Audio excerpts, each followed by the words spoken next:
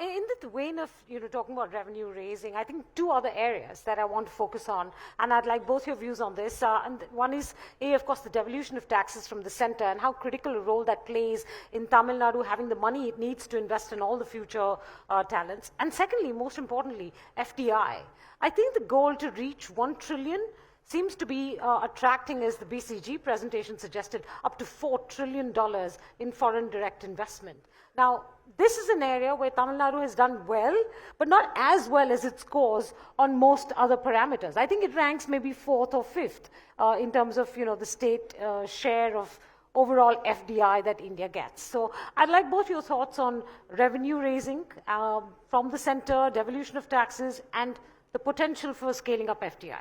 Well, I think from the center, the issue really is that over time, the center, we've both been at the center, more and more is being raised through cess, which is not shared with the states. Yes. And that is a problem. I think, Dr. Reddy's Finance Commission tried to make some statements about that and tried to devolve more to the states. Since then, we've got a pushback and we've got more towards the center slightly in the 15th Finance Commission. Now we have the 16th Finance Commission. More generally, I think India is too big to be run only from the center. The states are extremely important. We need to devolve more finances to the states. That's also where a lot of the investment is going to take place going forward, including in infrastructure. And so the steady devolution of funds and functions to the states that has happened over time, I think needs to be continued.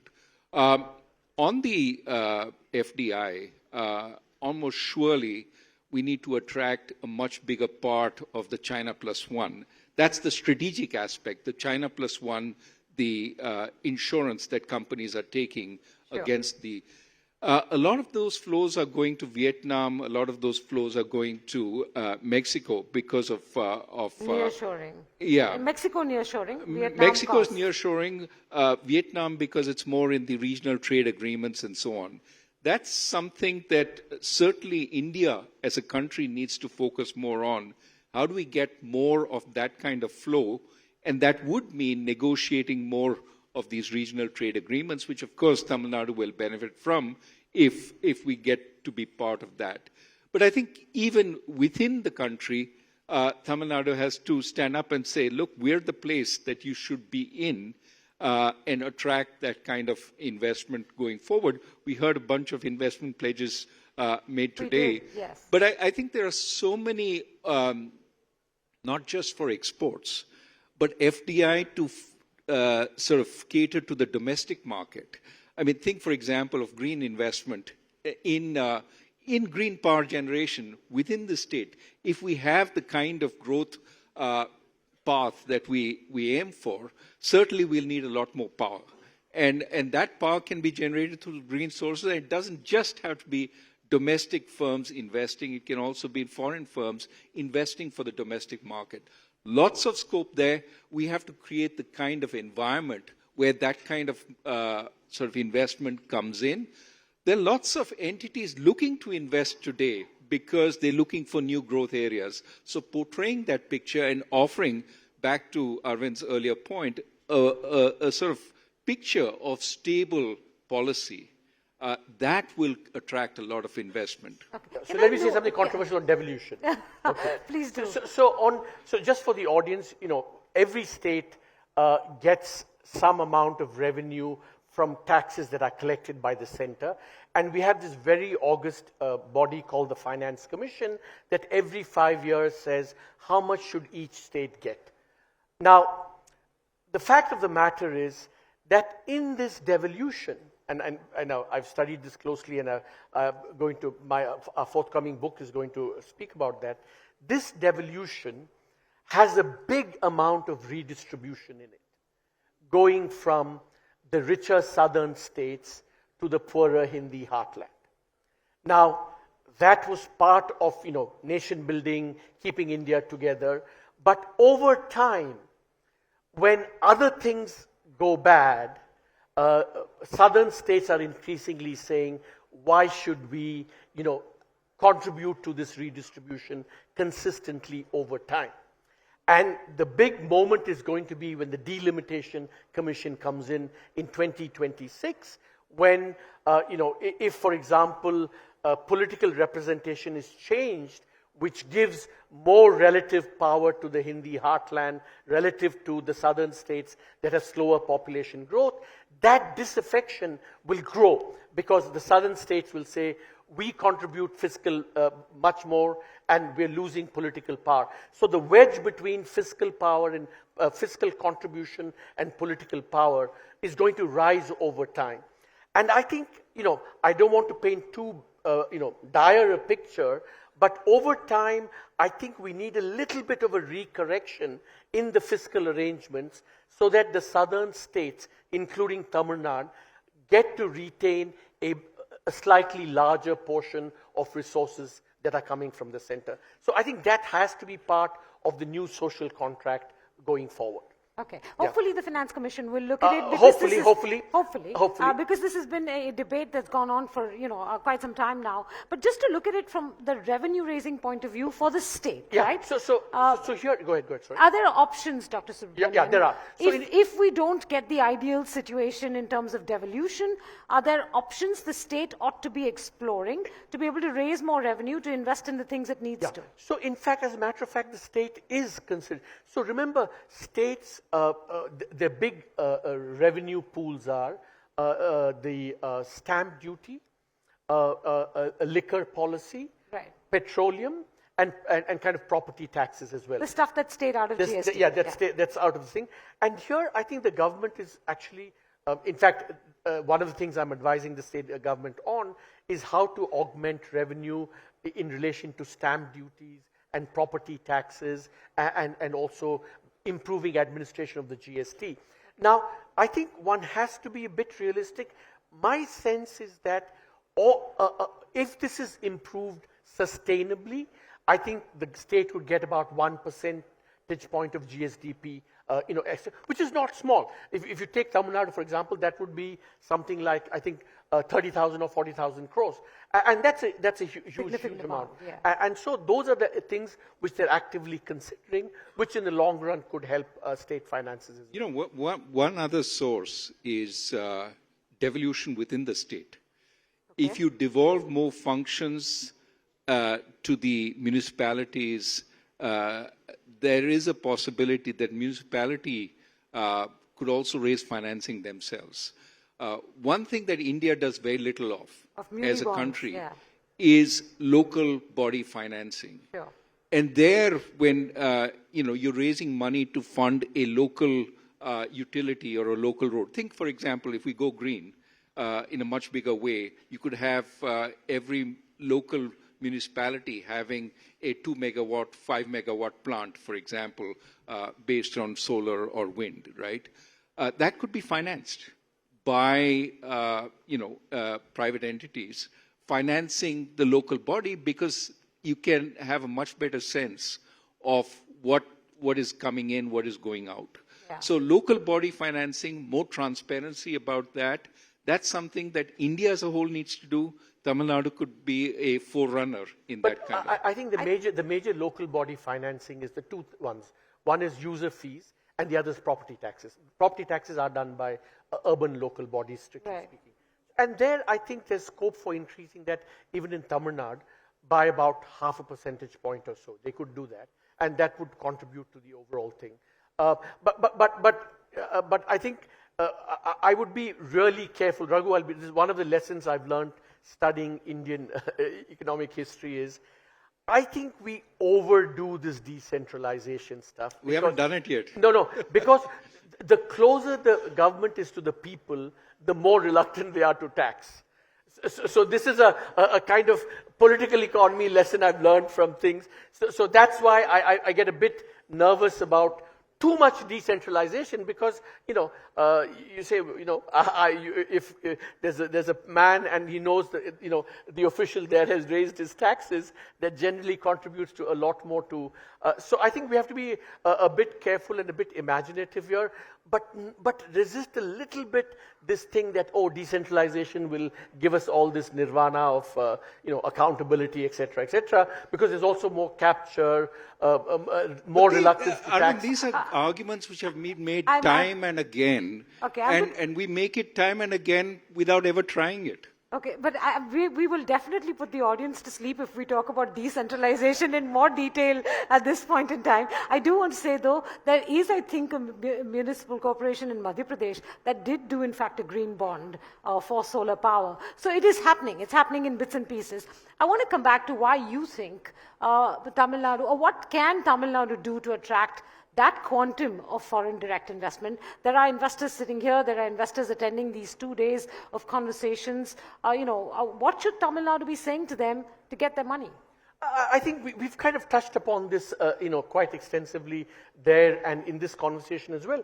I think that if Tamil Nadu can, continue with its, stable politics, build on this, social stability and peace, have stable policies, and continue creating this climate. We saw, for example, it's climbing up the ease of doing business.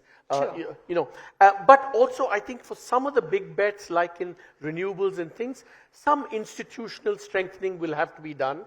For example, on the power side, for example, have to improve. So I think overall, I think Tamil Nadu seems to be on the trajectory, or creating the base for attracting this foreign direct investment. To some extent, a little bit more incentives here to attract some of the strategic investments it could do. But I think those are just small amounts. The broader thing has to be, continuing the governance, stability, trying to reduce, whatever investors are scared about. Policies, erratic policies, maybe corruption, all these things which investors care about. I think those are the dimensions along which it could do a little bit more. But generally, from what we saw today, Tamil Nadu does seem to be on the right track. Let me make it a little bit more specific then to both of you. What can it do to rival Bangalore as a startup center? What can it do to build a thriving AI economy in the state? What can it do to bring the semiconductor Micron plant, which you don't like, from Gujarat to Tamil Nadu? Not by giving a huge subsidy, not matching Gujarat's subsidy. No, Sure. look, I think seriously. I think you can't match Gujarat in any case. But you get the spirit. You get the spirit of what I'm asking. You asked about what would attract investors. Again and again, we have to come back to create, focus on the workforce that Tamil Nadu has. Because that's different. It's a capable workforce. It is something that will bring people here. And augment it with for example, the Nan Mudalvan scheme to upskill the workforce so that, again and again, when I was researching my book, when you talk to manufacturers in India more generally, they say, we can't find workers. That's true. How can you not find workers in India? We have so many people. Well, what they mean is we don't find workers who are adequately trained. That's where Tamil Nadu is different. And that's where we have to focus on building that strength so that firms will come and invest in India. In Tamil Nadu, on the broader point that, what about the, intellectual property, the startups, the R&D, that environment we have the basics for that environment. We have to do far more. Specifically what? For example, we need more IITs situated in Tamil Nadu. Okay. We have IIT Chennai. We need more NITs. We need more medical institutions. We can't rest on the fact that we already have a lot of good institutions. We have to upgrade them because really the global frontiers is still something which we need to achieve. We need more industry academic collaborations. We've talked about it today, but we need far more of those. We need a much easier environment in the country. Now, how much is the state, how much is the center is an issue. Too many of our firms are incorporating in Singapore, for example, the startups, rather than incorporating in even Bangalore or Chennai. We need to bring them to incorporate in Chennai And the way to do that is to examine what are the frictions that they have. Some of it has to do with India-level frictions of bringing in and taking out money. Those have been addressed over time. More will be addressed. But, an earlier friction was patenting. We've solved that friction by putting more resources to it. Now Tamil Nadu is one of the places where you have the most patenting in India. So I think we need to address each of these issues. What is inhibiting you? Why will you? And our entrepreneurs will tell us very quickly, why do I choose Singapore over India? Here's why. Fix those. And where the state can do its job, we need to do that. And that's why I think I started by saying the ambitious goal is important, because it focuses your mind on what needs to be done. And there are a few things that need to be done to make this an easier place to build those firms. Sure. I do believe some Indian firms are in fact now relocating from Singapore to India. That's a good thing. A, because the tax arbitrage has narrowed considerably, and B, they want to list in India. Exactly. Far more vibrant market today than, Singapore or anywhere else in the world is. And what we have to do is make it easier. That reverse flow is happening at a very slow pace, but happening. Yeah. So I think on manufacturing. Semiconductors, AI, startups. How do we build that? On the manufacturing, I think we see by the evidence that Tamil Nadu is attracting more of it than other states, so it's doing something right. I think the problem is, the fact of the Global Capability Center in services, Tamil Nadu is punching below its weight. I think the BCG study that was done seemed to suggest that Tamil Nadu has a lot of talent, but actually the talent is migrating to other states in these high-end sectors. So they have a nice phrase for this called, the social infrastructure in Tamil Nadu is not as attractive as Mumbai, Pune, Hyderabad, NCR, and Bangalore. And so, you mean we need more bars in Chennai? that's one part of it. I think. No, just say it now. Come on, please. No, I think I'm going to stick my thing. I think there's no question that alcohol policy in Tamil Nadu is one of the weaknesses in Tamil Nadu here, and I think that deserves a round of applause.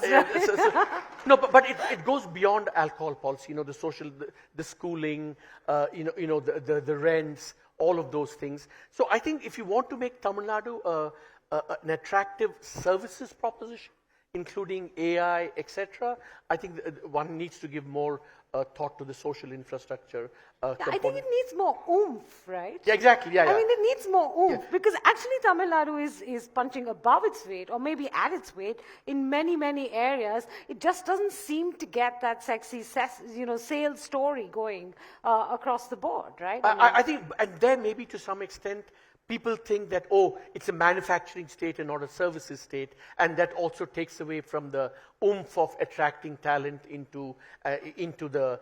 because remember, see, if you look at the unicorn data, for example, the startup data, which I've looked at over the last 5 years, Tamil Nadu is punched way below its weight in attracting unicorns relative to the other states. Yeah. And therefore, the broader thing of what do you do to make this remains on the table. And I think that, This is going to be the key takeaway from our conversation to all the senior government officials sitting here. They were talking about oomph for no reason. It isn't going to work. Okay, two last questions to both of you. One is, how do we put climate and sustainability at the center of all of this? Green energy is one way of doing it, but is the state thinking through, I keep asking this of the union budget, that when you write a budget as a country, are you writing a budget that is a sustainability-driven budget, and not ad hoc providing for small bits and pieces over time, right? So is the state looking at it from that point of view? Look, remember that, so in Tamil Nadu, there's something very peculiar about Tamil Nadu. There's the greater sustainability issue, which I'll come to in a second. But then Tamil Nadu in the last 5-10 years has shown that it's especially disaster prone. We had these 2015 budgets and we had the floods this year.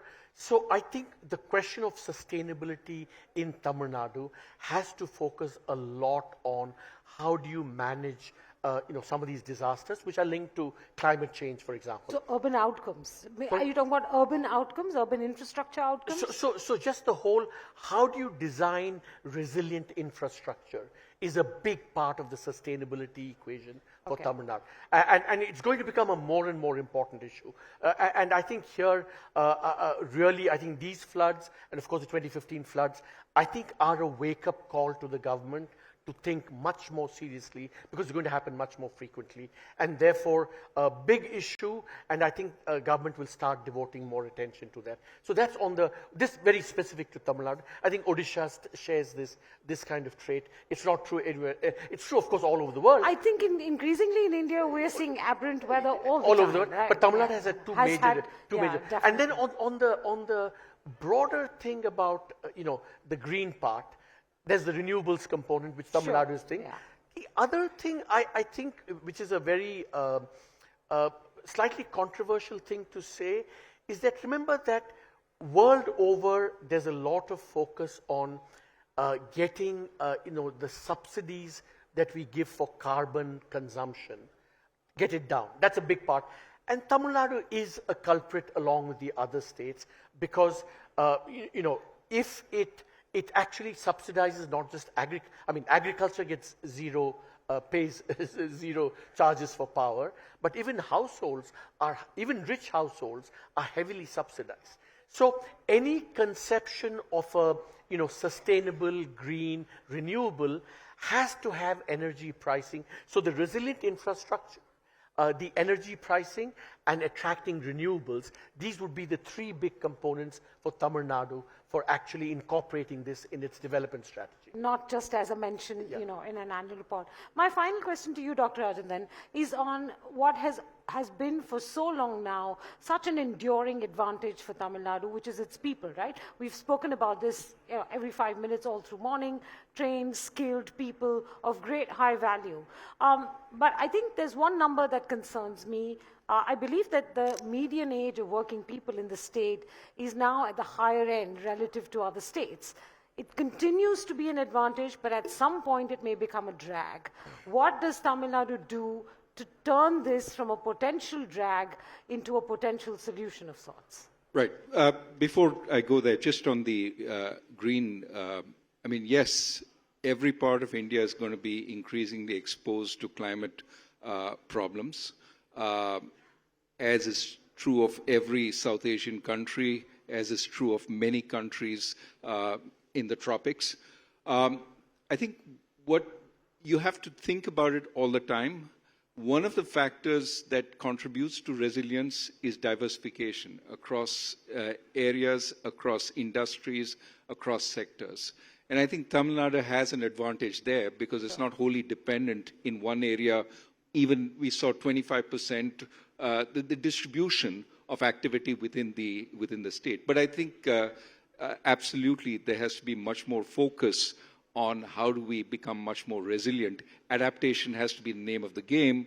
And of course, we need to focus also on mitigation. But before we put all our eggs in the mitigation basket, we need to adapt to the possible changes that are coming fast down the line.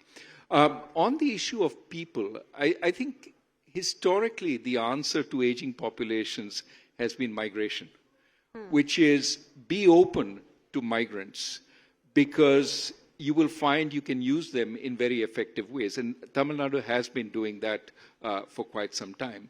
So I would say I don't see aging as a problem if Tamil Nadu stays open and finds ways to absorb the migrants that come from the other parts of India, because India is still going to be young for the next 20, 25 years. What is important is that there has to be, again, maybe I sound like a broken record, you have to move to higher value added parts, because that's where your comparative advantage increasingly as a state is going to be, but you get the migrants to do some of the other areas that you are leaving. So India has to operate like a continental economy. The faster moving countries, in this case, the faster moving states, are going to go upstream in terms of activity and allow the slower moving states to fill in the gaps through migration. That will be part of the answer. So on this question, see, historically, as populations age, there are two ways in which they address this. One, as Raghu rightly said, immigration, within India immigration. Now, remember this, within India immigration is both an opportunity, but also, beyond a certain point, you get the same kinds of forces that you see when migration happens across borders. In parts of India, we have seen a bit of a backlash against, migration from other states. I think that's something that one needs to be aware of. I completely agree with Raghu. It has to be open, but not unaware of some of the long-term political consequences that can happen. The second way historically that countries deal with aging is by increasing female labor force participation.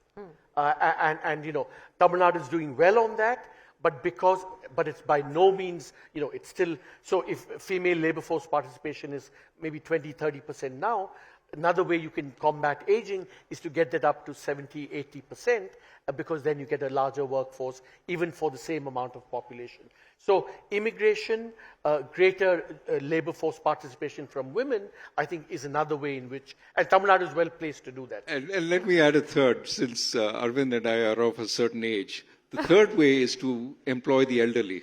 So keep using ex-economic advisors in new jobs. I would wholeheartedly support that. But I think in one way all of us do it already is, Raghu has not quite reached that age. I'm a grandfather as well. So providing a lot of babysitting facilities for our children is another way of gainfully employing the elderly like Raghu and me here.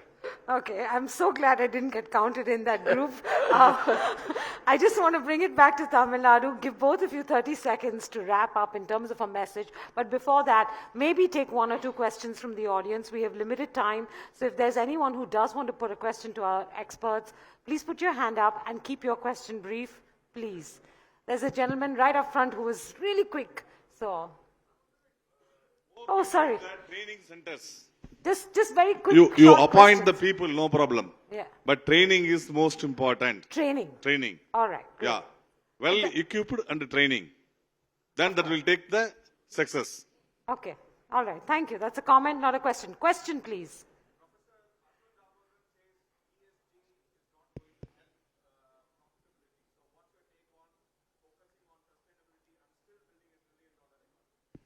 So I agree with the notion that, going green is not necessarily, something that many corporations will do on their own, which is why I think part of the answer for going green is regulation. The idea that it's win-win-win all the time, I think is sometimes oversold. And I think that's the point that Ashwath Damodaran is making.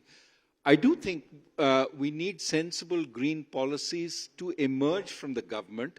It doesn't have to be onerous. It has to be incentive compatible. But that's something that needs to be thought through in every country, not just in India. I think the backlash against ESG is also that it's become a way of kind of greenwashing and all of that stuff. So the manipulation by the corporate world of ESG, that's something that we need to prevent. For example, a green project would have happened in any case, but then some firm says, "Oh, we did a green project, give us some extra credit for that." So that kind of manipulation of ESG, which has been happening quite a bit in the last few years, I think that we need to check as well. So this is question from my side. I am Dr. Sai Babu. Hello, I'm here. I'm right in front of you. Oh, there. So sorry. Because the gentleman there has a mic as well. Yeah, so yeah. I was surprised his mouth was not moving, but there was a voice. So I'm Dr. Sai Babu. I belong to a Madurai-based Tamil family. For the past 4 generations, my aunt sisters were working. If you get a job, then only you will get married. If you are starting a company, if you are running a company, they will never give a female or girl. Such a kind of conservative culture we have been gone through in the past 4 generations. But thanks to the latest policies of the government, very recently, I was also working for 15 years. And I finally decided I need to break the 4-generation culture. I need to come out from the conservatism. I started a small startup. Started with 2 people. Currently, we employ around 1,200 people into environmental sustainability direction. So this is how the Tamil Nadu families are emerging. Tamil Nadu is emerging. The days have gone. The startup is going to Singapore. The startup is going to the Bangalore. No, that's all myth. It's all fantasy. But slowly, the startups, the investments, everything will come towards Tamil Nadu, everything will come towards the skill, everything will come towards the engineering and English, what we have. We don't speak other than two languages, English and Tamil. But irrespective of that, we could be able to manage and we could be able to attract the investment all over the world. This is the specialty of Tamil Nadu. This is what the Tamil Nadu is growing. And I am the testimony for that. Thank you for the wonderful discussion. Thank you so much. Questions, Hello. please. Please try and do keep it to questions. You How will get is a the- chance to interact with our experts on the sidelines. If you could address about the rising labor costs, how is Sorry, it going to could you speak up impact? a little louder, sir? Can't hear you very How well. is the rising labor costs? The economy is growing, the labor cost goes up. Labor How is it costs. going? Yes. How is it going to impact the growth? And number two, how is this going to be affecting in terms of competition with the other countries? They're also looking to grow and to gain from the growing economy. I'm talking about other countries. If I understood you correctly, sir, you're saying how will the impact of rising labor costs in India, play out in terms of being able to attract investments from across the world? Yes, and also Yeah, okay. where the labor cost is I low, think this other places. speaks to your low cost. Don't put all your eggs in the low cost labor basket, Well, right? it's also the point that the first gentleman made about training. If we have a large unemployed population, but still labor costs are rising, it suggests that the ones who are unemployed don't have the skills to get the jobs that are available, which means that we need to train them up. That's why schemes like Nan Mudalvan start becoming important in bridging the gap. So I think just You want to offer a two sec- points on yeah, that. okay. One is that if labor costs are rising because of growth, that's a good thing, not a bad thing. So we have to be careful what the source of the Sure. labor cost growth Yeah. is. The second thing is that what has been, I think, so this is a bit of a puzzle that one needs to think about, is that Tamil Nadu is actually one of the richest states in India, right? Yet, why has it been able to attract so much manufacturing, despite the fact that you would think that labor costs are much higher than in other states? So that's a bit of a puzzle for me. I've not completely understood it, but it does seem to suggest that, the other things in Tamil Nadu are good enough that they may compensate for the slightly higher labor costs relative to other states. Does it also create a repository of skills? Yeah, so that could be That one could thing. be one It could be one thing. It could be higher labor costs reflects the fact that, if in effective terms, actually, labor costs are not as high when you correct for the real ability and the skill of the population. That they're bringing in. Okay. Okay, Yes, good please. afternoon. Question. I have a question, madam. Where are you, sir? I'm here. Oh, there you are. Yeah, Yes. I am actually from Krishnagiri district and migrated to Bangalore for my higher studies. But wherein I did my complete education in Tamil medium government schools and migrated, I have created job opportunities for more than 2,000 people in Krishnagiri district now. Don't you think it's a good advice? Why looking investment only from outsiders? If the government work with the district level achievers, encourage them, make them to invest into their own districts. Like we Tamilians are more sentimentally attached to the language and the districts places. Don't you think it's a good advice from the government to identify the local achievers and support them so that district improves, state improves, country improves? So we were assuming that is that is the basic It's not minimum. happening. It's not happening. It's not See, happening. It's not happening. See, Okay, we are so- only looking for so the do you want achievers suggestions? from the Do you want outside. suggestions from our panelists Yeah, on please, how that could please happen suggest potentially? to government and please suggest also. Please suggest to the. So you want to use them as conveyors No, of actually, see, I have adopted 2 government schools. The best talents from the government school has come prior to 90s. After that, the talents are not coming from the government school because they're not getting the enough support and the scope. This is the area, if this improved, large talent pool can come, large development can happen. Okay, great. I'm sure both of them heard you and will take the message to government. This gentleman has been standing here. Yeah. So, on a national perspective, do you think signing more bilateral investment treaties will sort of gain investor confidence across the country? Because recently, we paid a Japanese firm around a compensation of 1,500 crores. So, strategic bilateral investment treaties will sort of gradually increase investment confidence. What are your suggestions for that? Which one of you wants to take Yeah, that? can I Sure, make- please yeah. do. So it's a great question. You know that India allowed all its bilateral investment treaties to lapse about 4 or 5 years ago. And so that's been a source of concern, especially for European investors. So I think on balance, the government should consider these if it wants to attract investment. But I want to give an example and actually give a shout out to Vishnu, who's the head of guidance, who made a fantastic point. So I was challenging him on Tamil Nadu and saying, Tamil Nadu, what is your investor climate? Was it General Motor or Ford which left Tamil Nadu? Ford left Tamil Nadu, right? So Ford I said, left India. no, it left Tamil Nadu actually. Okay, It left Tamil Nadu. So I said, doesn't it show bad investment climate?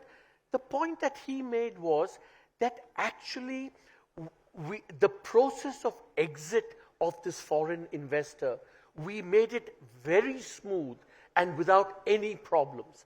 So, in a sense, if you create a climate without the treaty is a good thing. But over and above that, if you create a climate that is not just good for coming in, but also allows smooth exit, because the smoother the exit, the greater the guarantee and assurance that you will come in. So that's a great example of things that states can do. Because remember, investment treaties have to be negotiated by the center. They can't be negotiated by the states.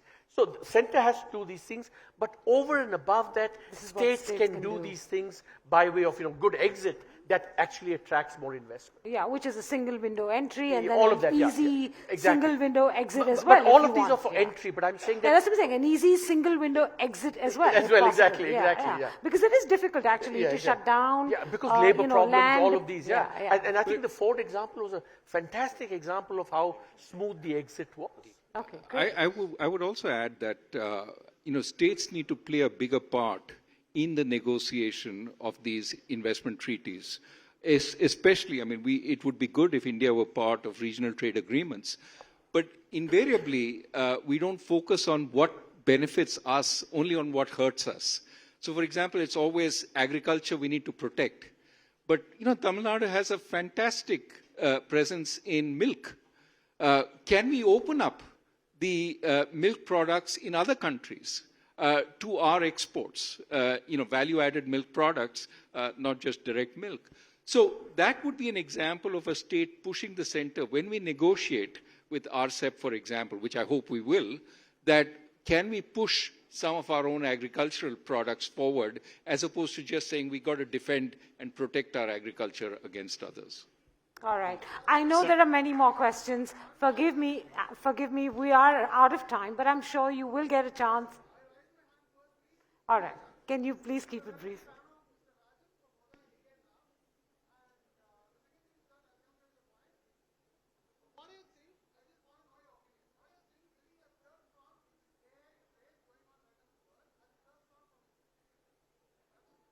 What do you think in terms of thinking? Building a third AI front from India.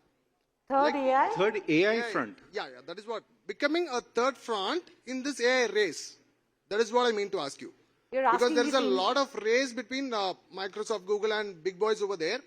And what about building a third front from here? And the second thing is that Mr. Rajan has rightly said, we need to have this higher value chain has to be handled here. And we just need a breakthrough. He said that we need a lot of IIT, NIT and all these things. And just a breakthrough is required. Say for example, computer works in zeros and ones. What if we can break it, work it with 4 inputs, 1 output, 1 input and 4 output? If that is going to happen, that can be happened. Like I'm just waiting for my breakthrough in particle physics where an atomic spectrum is going to happen. Okay, just my question, I'll make it simple now. Yes, please. What do you... Okay, fine. I'll not go I'm deeper really into the sorry. question. Make it a 0-1 question. I think Make you're it a- asking, That's what. you're I'll ask in asking, binary. can Tamil What Nadu is and your- India yeah, play that's a what. big role in AI? Is that what you're asking? Now, can India, as a Yeah. third front from here, Yeah, get that. Okay, I get it. That's it. Tamil Nadu I just and want India to play know a big... their opinion. Okay, great. Can you offer an answer to that? And both of you, please wrap up in 20 seconds each if you have any other comments to make. I wouldn't say third front. I would say India needs to have a presence in AI. Absolutely. because it's going to affect every facet of what we do.